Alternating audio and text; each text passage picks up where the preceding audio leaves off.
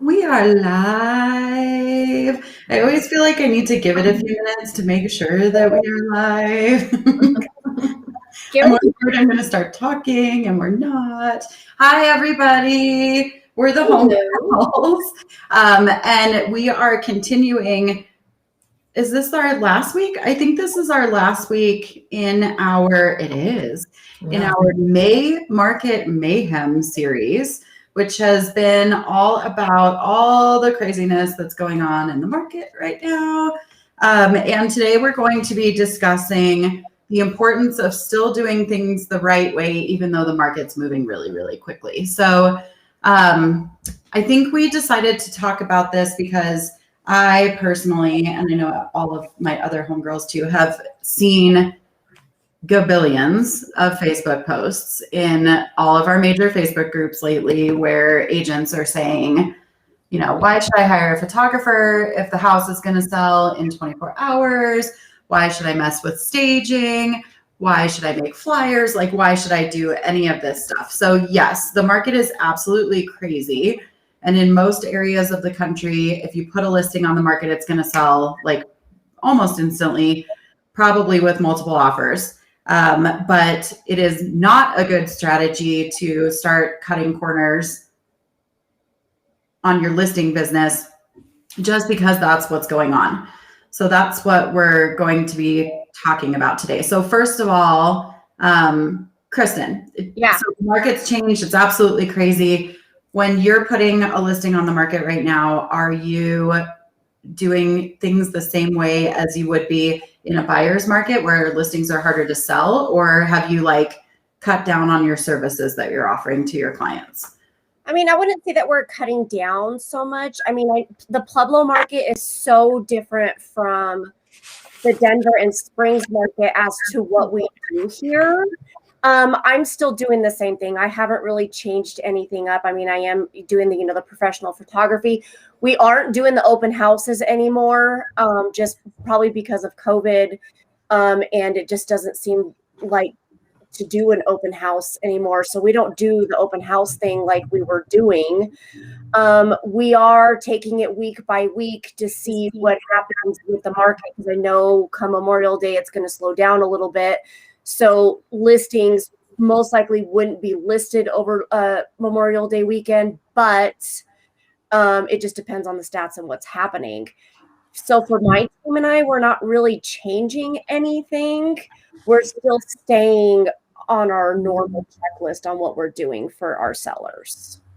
The reason that I'm asking this question is because all four of the homegirls, like not horn tooting, are top producers in our markets. And so I want other people to hear what the top producers are doing right now. So Angela, what about you? Are you like backing down on your services and what you're offering to your clients right now because the market's moving really quickly? No, I think just the opposite. I think that my job when I'm listing a house is to get my sellers top dollar and get the best offers I can possibly get.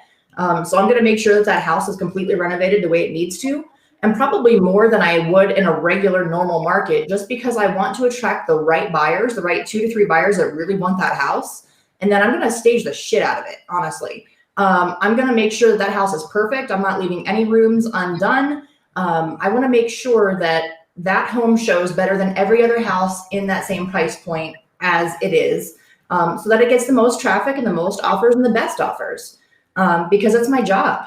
I refuse to leave money on the table for my sellers because I feel like it's theft.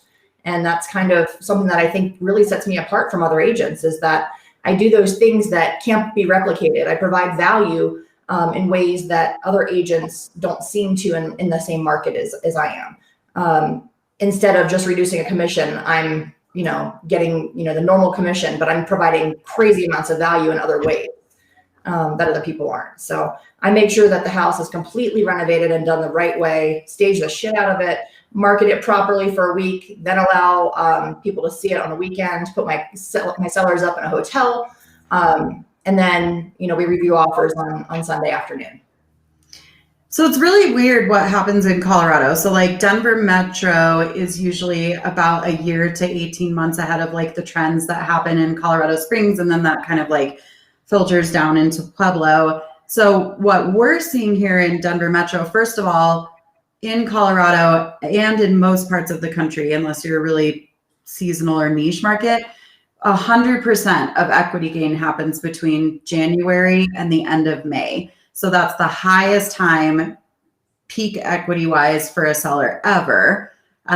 So we are obviously, like, we're heading towards the end of May. We have started to see a little baby bit of tempering, but Angela's point's really interesting to me because, so like I showed 63 houses between Thursday and Sunday. You guys, I'm really tired. But so I was out this weekend, and it's really because we're having that little baby bit. Like I don't want to say slow down because I don't really think that that's what it is, but just a smidge of softening. What I've noticed is, I mean, properties are still selling over asking and they're still getting multiple offers, but the ones that are like, that look really good, the photos are tight, the house looks great, it's cute, it's staged well. Those are going so much higher than the ones that haven't been well cared for by the agent. So like, same exact floor plan, 1,675 square feet, same floor plan, literally on the same street, 3 houses apart this weekend. They both listed at 470. One of them was super cute, decorated well, photos were perfect, good description in the MLS, lots of pictures, all the right things, right? That listed at 470 and is under contract at 555.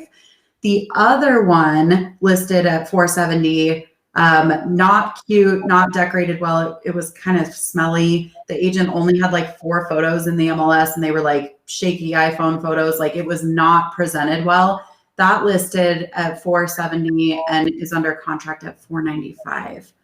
So that's like, I'm done with math, but that's a lot of money, right? Yeah. So it's kind of a no-brainer, because think about it. Like, buyers right now will literally settle for anything because the market is so crazy. So take what you just said as an example. When a buyer sees a nicely fresh, clean, painted, staged, beautiful home, and then the same exact one down the road that needs that fresh clean, that needs that painting, that needs that simple little work, in this market, that nice, clean, fresh house is fresh air to buyers, because they have seen so many rundown houses with such high prices. Of course they're going to go for the nice one in this market. So like Angela says, when you go and you list a property, it's going to be top notch, because you're going to get your seller more money. You literally are. I also feel like with all this like limiting inspection stuff and as is, if you're not presenting the property the correct way, so it doesn't feel fresh and clean, like you said, and like well taken care of, then buyers are less likely to want to engage in all of this limited inspection stuff. Because if you walk into a property and you're like, this looks good, I bet not much will come up on inspection, you're way more likely to offer as is than you would if you're walking around and you're like, well, that's broken and that looks like shit and that's going to need to be fixed. So that's another way that you help your sellers secure the best terms of their contract, right? Yep. Yeah. And I mean, with the advent of appraisal gaps, let's be honest, these people are using their entire life savings for an appraisal gap. They don't have money left over to go and renovate a bathroom.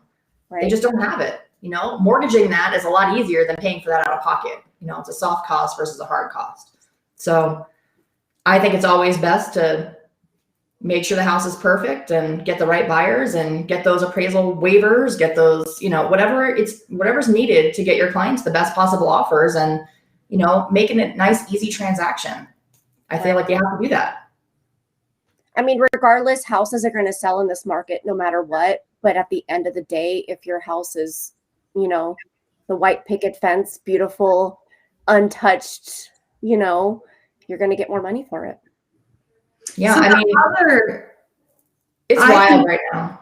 So it's really scary. I think the other reason that you do this is like, so when I first came up in the business, my mentor always told me that the likelihood of selling a property in the likelihood of I put a listing on the market and my marketing reaches the exact buyer for that property is less than 1% in Colorado. So the marketing that you're doing for every listing is actually intended for your next listing. So that's the other thing that I think that agents are missing right now, is that it isn't just about selling this particular house. Like, let's be honest, like a monkey with two arms could put a property on the market right now and produce a pretty damn strong sale. Your marketing that you're doing for your listing is definitely intended to get the next listing. So what happens if you don't do professional photos, you don't present it cleanly and looking well,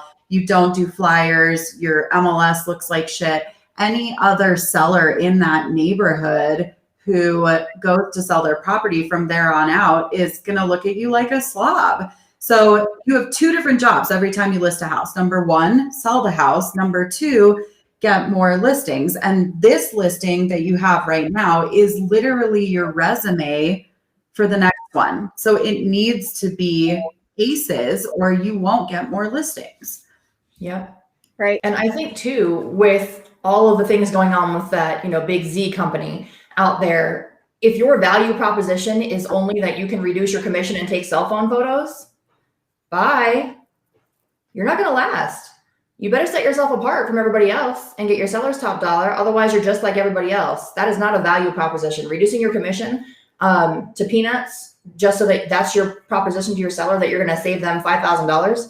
I can make them $5,000 in about 20 minutes by doing small updates, and it'll cost probably $500. So by me staging their house, I'm getting them tens of thousands of dollars, and that's a whole lot more value than you dropping your commission by a couple bucks. Like, if that's all you can do and that's how you're standing out, you're not standing out at all. So when things do shift in our market and, replicability becomes a major issue, if you're easily replicated, you're gone.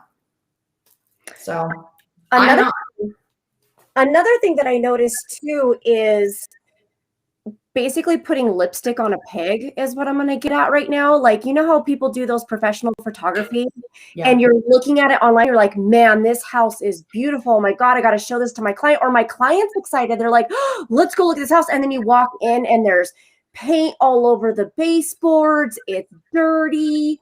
It just, you could tell it's not taken care of. There's holes in this wall. Don't do that. Don't put lipstick on a pig. Be blunt with your clients and tell them that hole needs to be fixed. That baseboard needs to be repainted. You need to redo your lines.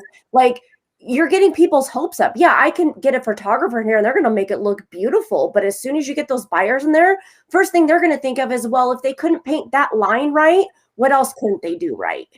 That's the first thing that comes to a buyer's mind. And I can't tell you guys how many houses I've walked into and the photos were beautiful and you walk in and you're like, oh, and it was a letdown. It's like when you're at the bar and it's like you're dancing with a beautiful man or woman and then they turn the lights on at last call and you're like, oh, coyote ugly, right? Is what they call that, right? Like, I'd rather chew off my own arm than see you in the morning. So don't do that with your listings. Like, just be blunt. Like, you guys, let's be real. Houses are going to sell in this market regardless. But at the end of the day, it is your responsibility to protect your seller and to get them the most money, as long as that's what they need. I mean, I don't know what seller hasn't said they want the most money. But at the end of the day, you're trying to get your seller the most money. And if there's a hole in the wall and there's crap all over the baseboards and it's not presentable, you need to be blunt. That's your job. Yeah, but I think it's interesting that you bring that up, because I think that a lot of agents right now don't even realize that they maybe still need to be doing these things, right? Or they're just going in there and telling their clients, don't touch anything, don't mess with this, don't do this, because the property is going to sell in 35 seconds. And the unfortunate part is that might be very true, but right. If we are real estate professionals who intend for this to be a long-term career, we need to build this skill base all the time, right? Like, regardless of market, in my opinion, your services and the way that you approach your listings should never change. Your pricing and how you price the property may change for the market, but I don't believe that your service or your processes should ever change. Right. Right. Agreed. Yeah, Totally. systems are super important. That's the whole reason you have them. Eventually you're going to need them. If you don't need them now, you will very quickly. As soon as if you ever want to, do any amount of production in this industry, you're going to need some really good systems. Number one. Let's talk through those systems. So what are your non-negotiables? Let's start with Kristen. What are your non-negotiables for what needs to happen in order for you to put a property on the market? So like for me, that would be photography, and I always do twilight photography. I'll come back to that in a minute. Obviously virtual tour. Like what is in your package of services that you offer to your clients that's the same every time that you haven't changed because the market is very strong? I mean, mine's going to have to be photography and video and walkthrough. That's a must, especially in this market. The number one spot people are going to see your house is online. They're not driving by anymore. And especially if they're out of state, they could take a walk through your property virtually. So that's a must for sure. Why won't you take pictures with your cell phone? So this is something that sets top producers apart, in my opinion, from other agents too, right? So if I come to you and I want to be on the market, it's Tuesday at 10 o'clock, and I want to be on the market by tonight. And that's very exciting that you can take a brand new listing and have it on the market tonight. Are you going to tell me, sure, I'll just snap some photos with my cell phone really quick? Or are you going to say, I'm sorry, that's not my process. We're going to get a photographer in here and do it this way? I tell my clients when I go on a listing appointment that we're not listing your property today. We're going to go over the contract today. We're going to go over the process, and we're going to go over the terms.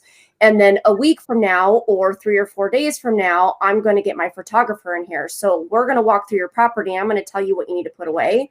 I'm going to tell you what you need to stage, and I'm going to tell you what you're going to need to do so that when the photographer comes on this date at this time, you're going to be ready. I don't slap up properties, even on $20,000 properties. I don't slap them up. I'm located in Pueblo, Colorado. We're still kind of haven't really hit that everybody does professional photography. There's a good group of people who do it, but it's the top agents who do it, which is like 5 or 10 people in my. That's what we're getting at, right? Like, yeah. So that's why I still do those package deals for that. Yeah. What about you, Angela? If I wanted to be on the market tonight, like, would you ever put a listing out there with cell phone photography and not in your processes, the way that you prepare your listing and get it out there? There's no way in hell that would happen. I'm not costing my clients $20,000, $30,000, $50,000. I would much rather show them the value of giving me a week to market their property properly, and get it staged, get anything fixed that needs to be fixed, and then putting it on the market to make them an extra $20,000, $30,000. Like, it's a pretty easy conversation. Are you able to wait a week to make 20, 30 grand? Or would you rather me put it on the market right now? I mean, it's up to you. Ultimately, they are the seller and it's their choice. If they want to compromise that, it's on them. I mean, can I throw together a staging really quickly and get the house on the market in a day and a half? Yeah, I can.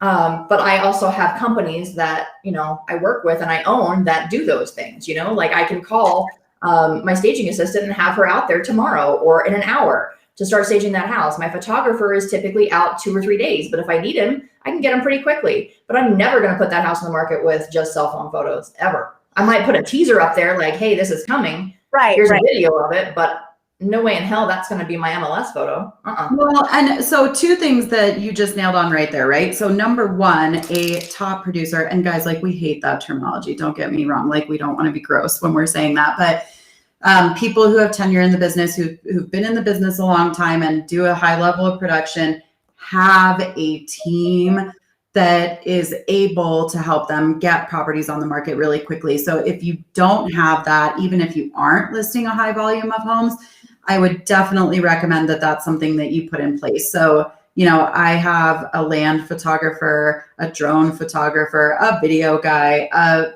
regular picture guy, a twilight guy. I even have a virtual editor that I can use if, like, for some weird reason, something needs to be fixed in a photo, right? So, like, you need to have a team of people, and that team should be well-oiled and able to execute really quickly. So I think even though none of us would like throw a listing out there, I would be able to put a listing on the market well done in my processes without skipping anything in 24 hours. Yeah, 24 hours, unless it needs renovation. I have a whole renovation side to my company too. I own a construction company. So if we need to go in and fix that house, I'm 100% going to fix that house before I get photos of it. But if I don't need to do that, we can easily get that house on the market in 24 hours properly, but I won't be able to market it as much as I normally would. And then the other reason, again, that you'll hear us say we would never do that, we would never put a listing out there with cell phone photography is, again, this marketing isn't just intended for selling this property. If I put cell phone photos and a shitty listing out there on the market, every other seller that I ever want to approach in that same community is going to see that I did terrible work. Why would they hire me? Right. Your listing is your resume. And that's why even if the property is going to sell before you even put it on the market, you still have to do the right things. You can't cut those corners. Well, and I'd also like to make a point to we're not doing professional photography. This sounds really weird, not to make the house look extra good. That sounds really weird to say it that way.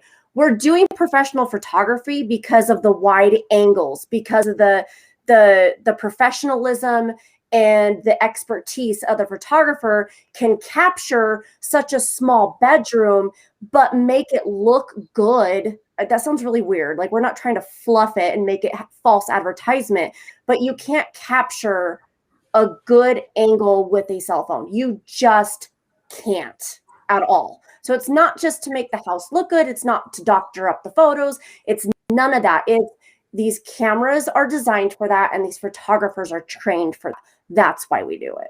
And not only that, but I don't know about you guys, if I see an agent put that type of marketing out there as a strong and competent buyer's agent, I know that I'm going to run you over. If you can't even take the time or the care to present or the money or whatever it is to present your property correctly, I know that I'm going to have the upper hand in negotiation before it even starts.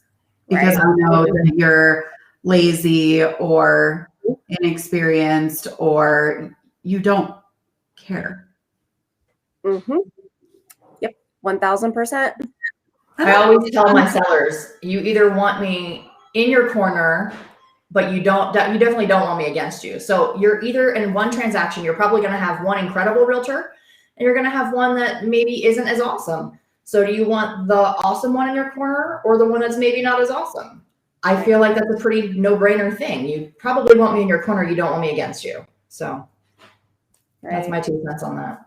So we have some friends watching. I would love if you guys would throw up in the comment section what you guys are doing, if you're cutting corners, if you're, still sticking to your processes. And no judgment. We're not here for judgment. We're just here to tell you what we think is right and what we think is right for us, right? But the other thing that I fundamentally don't understand is either I attract the world's craziest sellers or I don't understand how these agents deal with this, because I can shoot photos and I think they are the sexiest, world's most amazing listing photos of all time ever. And then my client will be like, I don't like the way that the teddy bear's head on the bed is like this and not like this, right? Or they'll be oh man, my toilet paper roll is hanging down 1 inch longer than it should have been. They're really analyzing their photography to make sure that it looks perfect. And that's probably because I tell them in the listing presentation how important it is. But how do you get away with putting up shit photos and not having your clients be really angry with you? I truly don't understand that. I'm the same way. It blows my, because here in my city, there's a good 80% of agents, 85% of agents that do not use oh yeah, like I said, like literally the top 10 in Pueblo are the ones that use, and even at that, don't use professional photography. Like I can count on one hand how many agents in my board use professional photography. And it blows my mind too. And even as a consumer, like if there's consumers listening right now and you're not a real estate agent, like we want to know your opinion as well too. Like, would you rather have the realtor that does the professional photography and puts their all into your house, or the one who's just going to snap some photos, throw it up, and hopefully it sells? You know, like I genuinely want to know that. So if you're a consumer and you're on this, I want to hear it. So I think most of the time homeowners don't realize the difference between just doing the bare minimum and doing a crazy amount, what that equates to and the amount of money that they're going to see in return. So I think that that's something that agents can really do a lot better, is showing them that return on that investment, whatever that might be. Yeah. So Brianne is watching and she says her team and their agents have a checklist for their systems and processes for listings. It's the same foundation with maybe a few tweaks for a unique situation. We do photography, 3D tours, and do not cut corners. Yes. I do the same thing. I have a listing checklist that is like, you can't move on to step B unless you hit step A. And it's very fine-tuned. And it's everything from like, how do we market it, to how do we get it on the market, to like when the sign in the lockbox goes out, all that stuff. And it's meant, this is also what she's talking about here. Like, this is how you handle high volume too. You have a process that you replicate the same exact way every single time. And that's the way that you can handle a high volume of listing business. But yeah, I don't think any solid agent right now is probably cutting corners, but it's shocking to me how many times I'm seeing these questions in these Facebook groups. Like, why do I need professional photography if it's going to sell in days? Right. And like, it just, side note, I guess a little bit here is, this is why we do our podcast. This is why we get together every week and we talk about what's happening in the industry. We're not doing this because we want big heads. We're not doing this because we want to be fancy. We're doing this because we generally want the public and the consumers to understand you need to interview multiple agents and you need to understand what questions to ask. Well, yes, this realtor doesn't do professional photography, but this one does. So what's the difference? Why are you doing professional photography and this one isn't? What's your analogy behind it? Like, the consumer needs to really answer those questions. And I think the public doesn't know what to ask when they hire an agent. And I really generally believe and know that if you don't list with a top producer who does professional photography, who has their ducks in a row, who knows what they're doing, you are leaving money on the table. You generally are. Yeah. I mean, look at that scenario that I talked about from this weekend. I have to get a calculator because I am blonde and I'm bad at math. But what's the difference between $555 and $491 is $64,000, you guys. And that, I'm not joking, literally same exact floor plan, almost the exact same finishes. Even one had like gray quartz and one had white quartz, same lot, same street, everything. Agent A presented the property beautifully and it sold for $64,000 more than agent B, who didn't present it well at all. And that's crazy to me. So yes, a monkey with two arms can put a house on the market right now and sell it and probably get multiple offers, but that's a $65,000 spread. And all agents are not created equal. And they probably just needed to put in a couple $1,000s to make that extra $60,000. And I get it. Some people, some consumers may not have that money, but let's be real, they would find it. As soon as they figured out that they would make $60,000 more, let's be real, they would find that $2,000 real quick. And it doesn't, I don't even think it needs to be like, what Angela does is absolutely amazing, but not all agents are like at a point in their career where they can manage that, right? And if that's something you want to do in your business, you should definitely reach out to her because she has some awesome ways for you to get started in that. But not everyone can or even wants to go in and make major repairs to properties before listing, but this is simple shit. Like the difference in that $65,000 wasn't even like this one was updated and this one wasn't. This one was clean. The lights were on. Everything was put away. It was literally Hobby Lobby pictures on the wall that any agent could do for $50, right? And then this one it was smelly. Like they should have opened it up and they should have aired it out. None of the lights were on. It felt dark. The beds weren't made. The toilet seats weren't down. Like we're not even talking about huge monetary investments in a listing. Like these are very simple list a property correctly things. Right. Yeah. So last Friday, before my showing started on Saturday, on a property that I was listing, I noticed an odor in one of the bedrooms. So what did I do? I went to Walgreens. I bought some carpet deodorizer. I put it on the carpets. I vacuumed. I brought my own vacuum over and did that to the whole house twice, aired it out, and then, put it on the market the next day. All the lights were on. It was ready to go. I had my bucket with my gloves and masks and all that stuff. I think that's another thing that realtors are forgetting is like, we still have those mandates right now, right? So at least make sure that your listing is ready to go for that kind of thing. And similar situation to Lindsay, I had that particular house and another one in the neighborhood just sold for $350.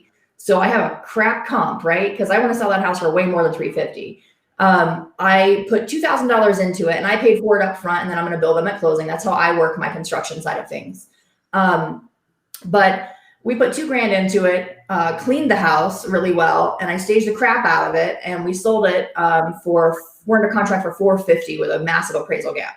So that's kind of a big deal, right? That's almost $100,000, and I put in $2,000.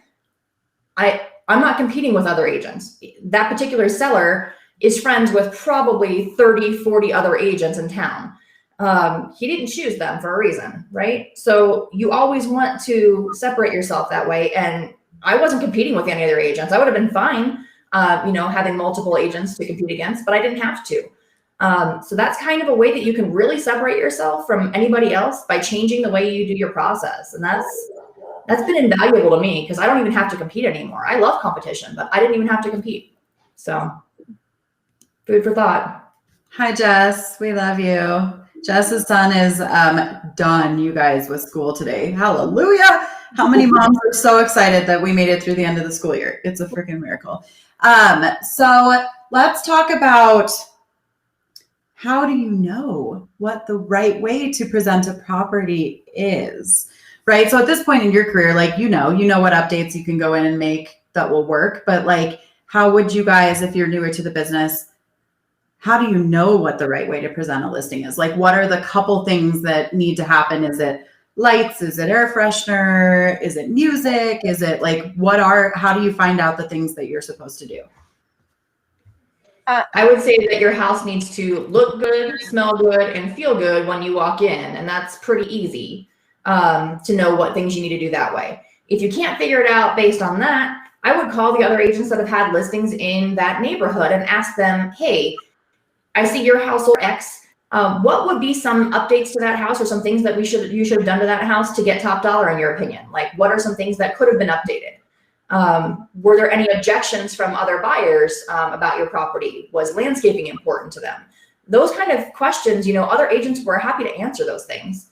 And there's always going to be those couple of agents in every neighborhood that have more than one listing. Those are the people you want to be asking questions of, because they're the ones that are taking over that market and they kind of know a little bit more about it than the regular normal agent with a one-off in that neighborhood.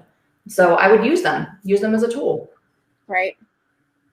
I also, so we talk about this a lot. Like, I feel like we kind of preach this. If you do not have active business in your business at any point in time, you should be out in the community doing businessy things, right? You shouldn't be So lead generation is different. You should definitely be doing your lead generation, but you shouldn't be sitting on the couch watching Kardashians. You should be out doing things. So this is a great time. Like, go out there and look at listings. Pick 4, 5, 6 listings, get out there and look at them and see which one do you walk into and go, I want to offer on this. And then which one do you walk into and go, like, I wouldn't pay that much money for this, right? And take a notebook and write down, okay, this one had the lights on it. They had a little bit of air freshener, not overwhelming. They had nice music on.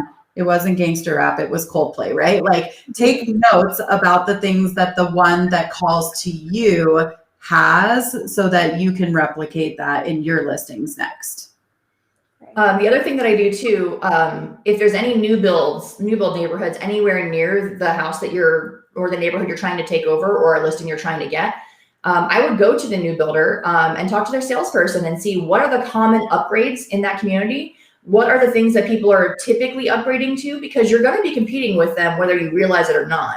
Not directly, but they are competition, especially right now when their build times are a lot longer. That's also a good opportunity for you to let that salesperson know, hey, you have a listing coming that's really close to that neighborhood. If you have any buyers come in that just aren't willing to wait and they don't have a realtor, or if they do, you can just let them know that you have something coming. But at least if you go to the builder, you can figure out, kind of a pattern of what people are expecting at that price point. So you can make sure your listing has that. That's a pretty easy one. I agree. I want to maybe shift gears here a little bit for a few minutes and talk about, we've been talking about this a lot right now. So if the market is the way that the market is, and it's so busy and anyone could put their house on the market and sell it very quickly and get multiple offers, what is the real value proposition of a real estate agent? Because in years past, and the way, in my opinion, that most of us that have come up in big box real estate brokerages have been trained is that our value proposition is the net effect to the seller. It's how much money we can make a seller, right? But we are in a market for the first time in history where people have more equity than they've ever had, and they're still not selling, right? Because they're afraid of where they're going to turn around and go. So money right now isn't the end all be all of what a real estate agent's value proposition is. So in addition to, like, we just went through the fact that our value proposition is that we are still doing a full service listing, even if the market is really crazy. What else do you feel is a realtor's true value proposition right now? Because I think it's important for agents to stop going, I'm going to make you money. I'm going to make you money, and start pivoting to things like, this is how I protect you. This is what I'm really doing for you. So if you guys could each name like the top 2 things in a market like this that you feel is your biggest value proposition to any client, what would that be? I have one right now that really comes off the top of my head. I have a client right now who thinks that she wants to go for sell by owner. And in my opinion, right now in this direct market, if you go for sell by owner, yes, you're going to leave money on the table. But the biggest one for me is that there's so much extra verbiage now that these agents are using directed by their lawyers that 9 times out of 10, a buyer's going to have a realtor on their side. That realtor is going to be for that buyer and that buyer only, not for you, seller. So at the end of the day, you are going to lose money at the end because you have a realtor going against you. And 2, you're not going to know what that extra verbiage means. They could put some extra verbiage in there that you have no idea what it means at all. And it could cost you thousands. That's my biggest thing right now is with these escalation clauses, these appraisal gaps, and then title fees. Like, people are waiving their title fees. People are waiving these fees. If you don't see that and you don't know what the Colorado contract says, that buyer's agent's going to walk all over you. And you need a realtor on your side to fight for you. That's my number one right now. I would say what I have that other agents don't in my market is I have leverage, massive amounts of leverage. I have lots and lots of listings that I can leverage to help when you go to sell your house. I can help you buy another one because I've got a whole lot of other agents that watch my Facebook page that have lots of listings too, that we can trade these, right? Like, there's things that we have to do in this market to get our clients' houses. And, you know, I can do those things. I'm aggressive. I am very knowledgeable. I understand our market probably better than 90% of the people here. There are certain things I don't specialize in, and I don't take listings for those things. I say no a lot because I'm very passionate about making sure that I get my clients exactly what I promised them, if not more. Jess said, can we stop using verbiage like thou and shall? Yeah, please. No, literally, some of these offers read like the old King James Bible. Like, I'm like, what are we doing? There's so many thou for to art not written in there. I'm like, wait, are you saying you are or you aren't? Because I'm confused. You're not a lawyer, and you're definitely not Shakespeare. So that's yeah. If you're using the word ye, you should probably do a little self-reflection on how that's coming out. Maybe talk to, you know, an English professor or somebody, but you don't want to use those terms. But yeah, I mean, I think that, you know, having leverage in this market is massive for your sellers and your buyers. Especially if your buyer doesn't have that appraisal gap money. How are they going to get under contract if they have no money for appraisal gap, right? You know, how are you going to do that if you don't have other listings? You know, you gotta think outside the box in this market. So gotta have that knowledge, which I feel like I do. I'm pretty passionate and I understand construction quite a bit. So I have a whole lot of different things going for me. And if you don't know those things, or, you know, I'm very specific on what kind of realtor I want to be.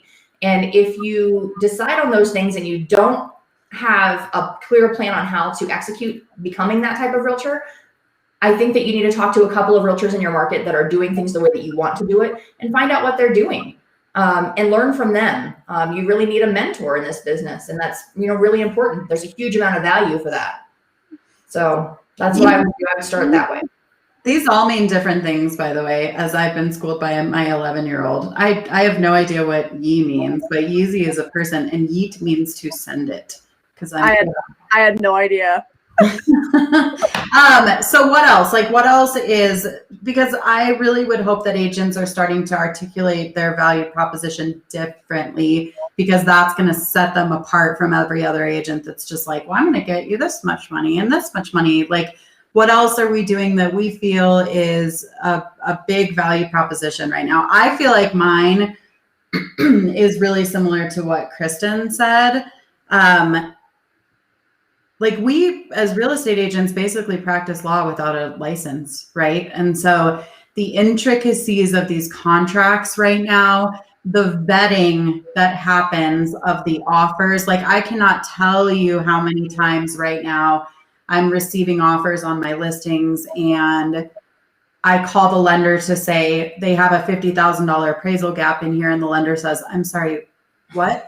They have $20,000 to their name, and that all has to go towards down payment, right?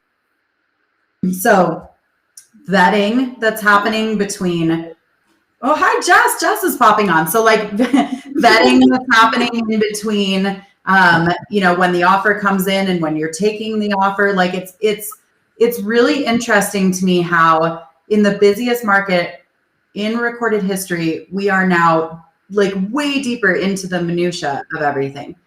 It went from this contract looks relatively good, we're okay, to I print out every single one and we're dissecting them, and we have spreadsheets for this and spreadsheets for that and emails with vetting questions. And it's interesting how it's sped up, but we have to deeper dive. Don't you think? And it's not even the contracts, it's the lenders too. Like, we're having to call the lenders, like you said, to verify that these people have funds, even for their regular down payment. We still have to call these lenders and make sure, if it's not a known lender or you haven't worked with this lender before, I'm literally calling and saying, okay, have you taxes?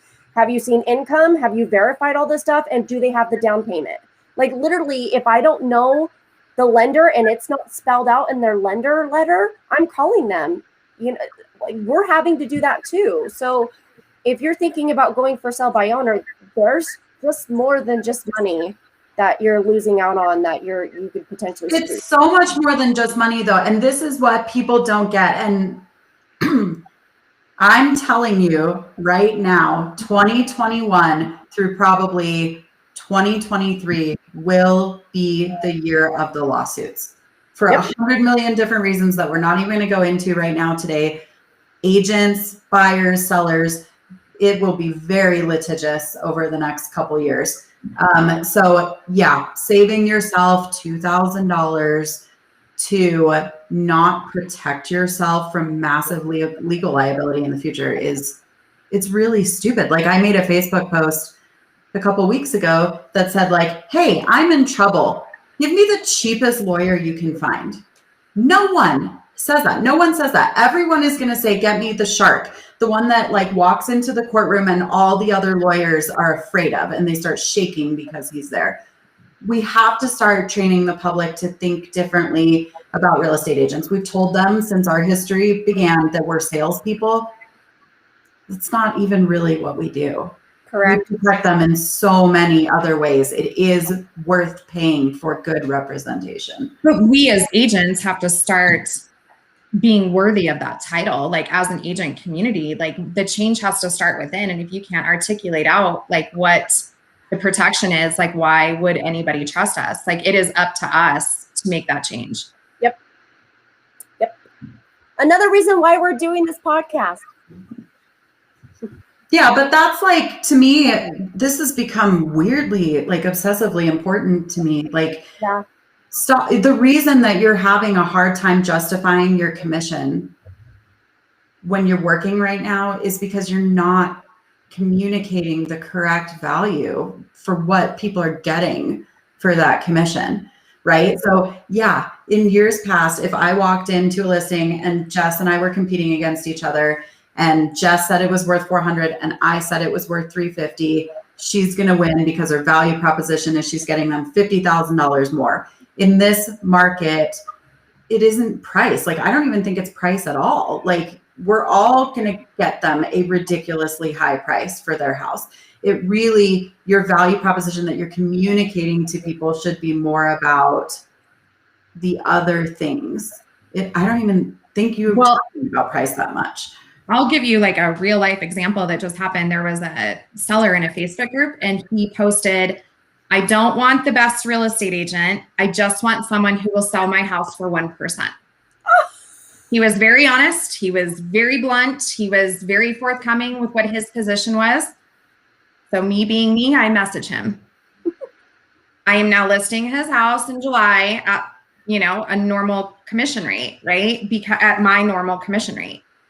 I was able to articulate and share with him all the different things that a real estate agent does. And all he said, he showed me at the listing appointment, he had 111 messages from real estate agents offering to do it for 1%. Not a single agent took the time to talk to him, to go over with him, to explain to him what a contract is, what the legal liability is. Like, I won because I took time to talk to him. 1%? We 111 people at 1%? I'm sorry, I'm going to be very blunt right now. Screw you guys.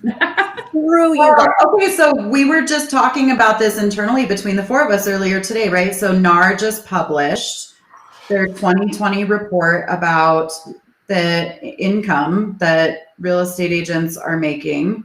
So there are 3 million plus real estate agents licensed in the United States. Realtors, so those who are NAR members and have the R designation, there's 1.5, right? And in 2020, the statistics said that, hang on, I'm pulling it up. I'm bad at math. Why am I bringing up math? They said that 54% of realtors made less than $50,000 last year. 24% made less than $10,000. So yeah, mind blowing. But this is, you guys, like, this market right now is where we make or break, like where we really build our strengths and we do what we are supposed to do and we maintain this career for the long haul, or where we get lazy and we cut these corners that we're talking about today and we don't have a career. It's 82% is the fallout rate of agents within the first 2 years. That's crazy to me. So this stuff is important right now. Like, the market is so crazy. but we need to still be sharpening our skills and doing the right things, or we're going to end up not having careers. It just falls back on, it needs to be harder to get your real estate license. It falls back on, there needs to be more training. There needs to be hours before you get your real estate license. There needs to be something, because literally a good group of these agents are walking into these appointments and just throwing the paper at them and saying, okay, sign. I mean, are they even really going over the contract with their client? Do they even know what the contract says? I'm not going to lie, guys. I've been in this industry for 17 years.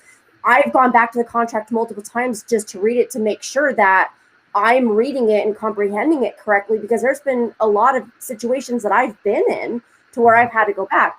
Do these agents even know what it says, what it reads? Like, that's what blows my mind. That's what scares me. The consumers need to understand that these agents that you're hiring need to understand the contract. It's a tool. It's a tool to protect them.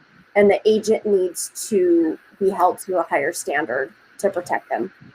But they're never going to, because at the end of the day, NAR is a business. That is the truth.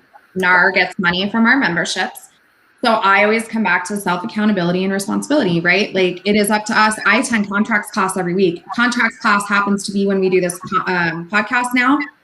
I look at the Zoom recording afterwards. I attend a contracts class every single week. Nobody's forcing me to. I want to be better and do better. And so that's what I do to do better and be better.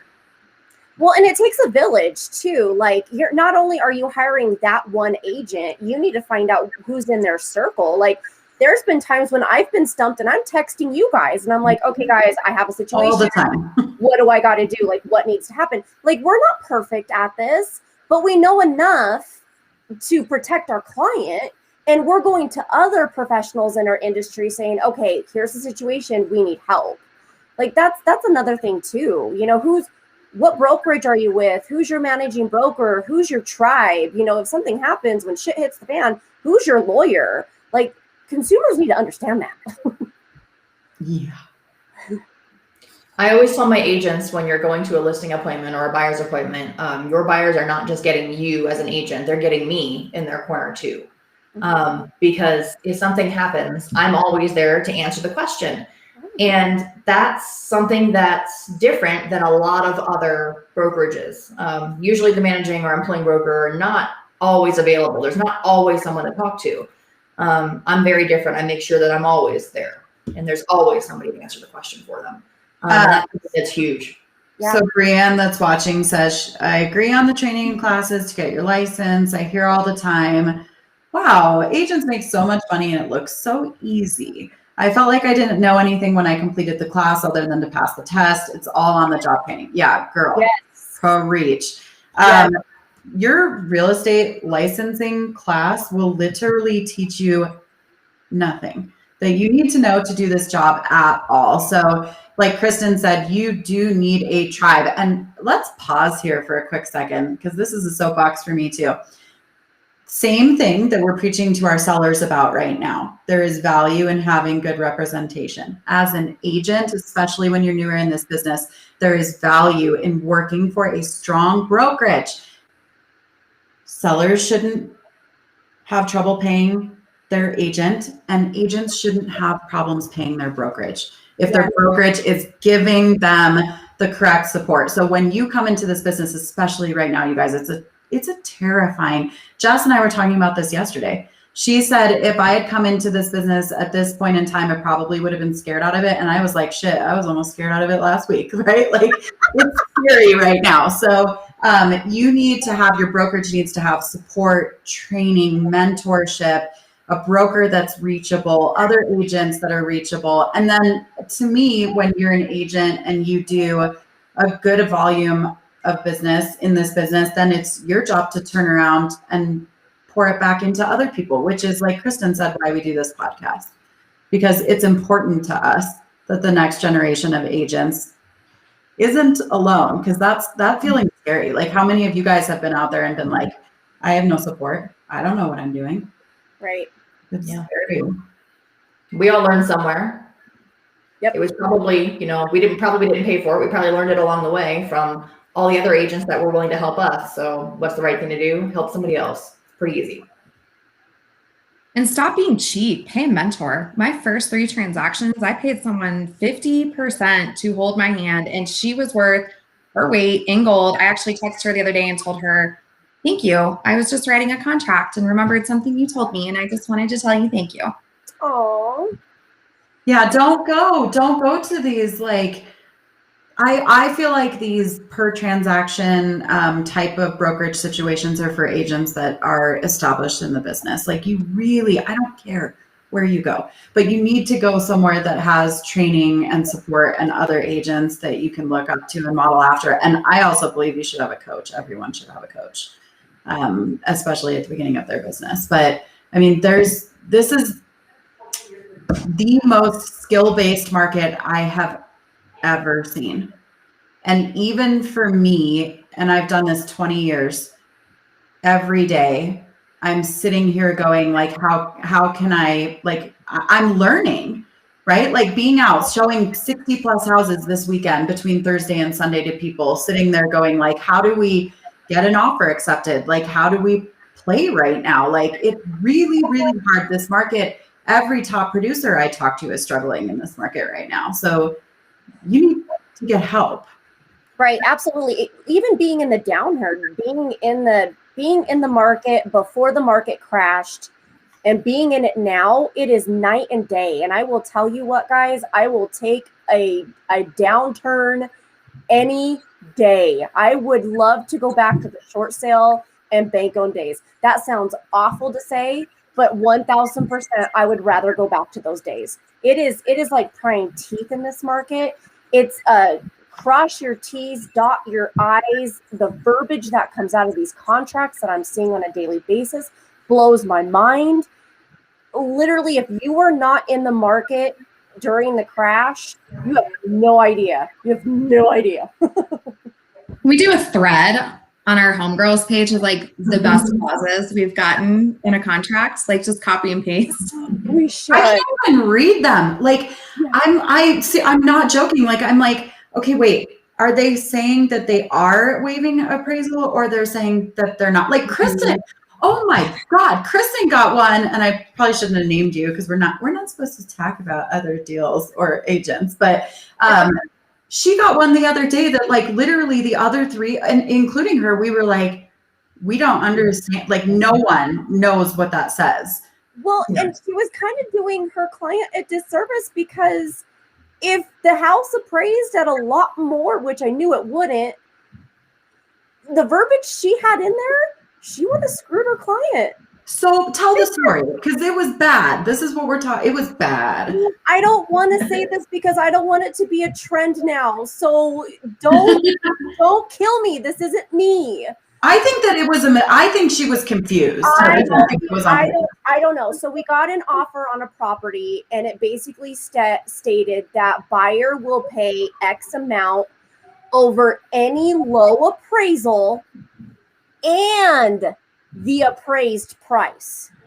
So let's say we go under contract at 330. I'm just throwing numbers out there. Let's just say we go under contract at 330 and we accepted this buyer's contract. In my opinion, the way she had it stated, that if it appraises for 340 or 350, her client is now paying over the appraised amount. And my heart dropped for that buyer. I mean, we didn't end up going with that one. We ended up going with another offer, but it blew my mind. I'm like, is that what we're going now? Is this what's happening? Like, it doesn't even. It was a mistake, and that's the problem. Like, where are you getting this verbiage from? Like, I personally think she made a mistake. Yeah. She meant contract price. They'll bridge a gap. However, if you had accepted that contract and you appraised at whatever price was in there, her buyer was still bringing tens of thousands of dollars more to the table. Like, that's scary.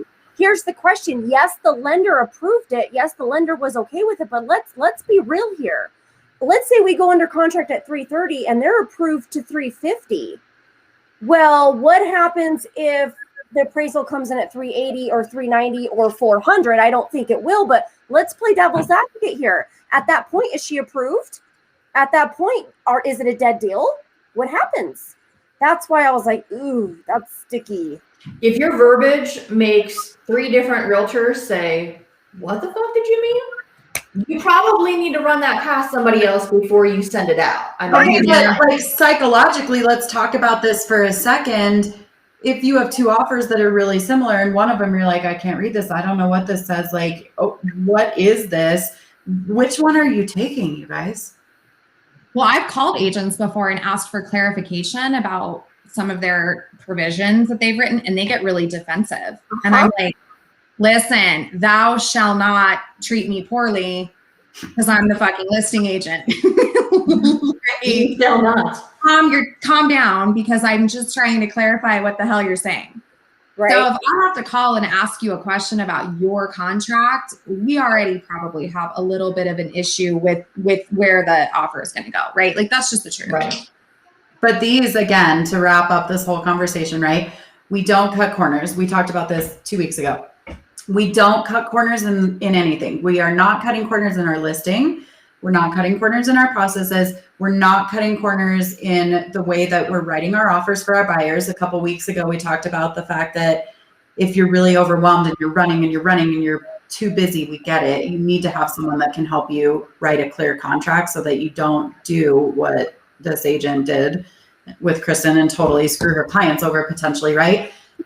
And going back to the value proposition piece, these are the conversations that we wish that you would be having right now.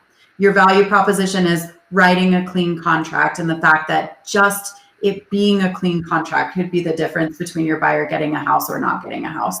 Yes.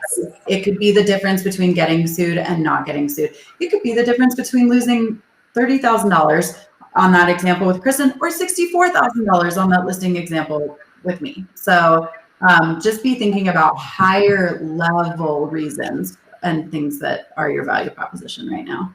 Right.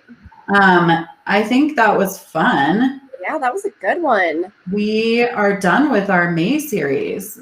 That was really exciting. Thanks for everyone that joined us, and we'll see you in June in summer.